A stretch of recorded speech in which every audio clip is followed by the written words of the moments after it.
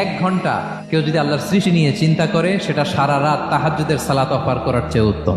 আমরা অনেকে মনে করি শুধু তাসবিহ পড়াই ইবাদত, শুধু কোরআন তেলাওয়াতই মনে হয় ইবাদত, শুধু কিয়ামুল লাইল করা ইবাদত। কিন্তু বিশ্বনবীর সাহাবী, যিনি ইসলাম আমাদের চেয়ে ঢের বেশি বুঝেছেন, তিনি বলেন আল্লাহর এই সৃষ্টি শৈলী, এই সৃষ্টি নৈপুণ্য নিয়ে 1 ঘন্টা চিন্তা করা, ক্রিটিক্যাল থিঙ্কিং করা, সারা রাত নফল তাহাজ্জুদের চেয়েও সেরা। সূরা আলে ইমরানের 190 নম্বর আয়াতে আল্লাহ তাআলা বলেছেন, যারা আকাশ বাতাস পৃথিবীর সৃষ্টি নিয়ে চিন্তা করে এবং সর্ব অবস্থায় আল্লাহ তাআলার জিকির করে এবং তারা তাফাক্কুর করে, ক্রিটিক্যাল থিঙ্কিং করে এবং তারা বলে মা খালাকতা হাযা বাতিলা, হে আল্লাহ তুমি অনর্থক কিছু সৃষ্টি করো নাই।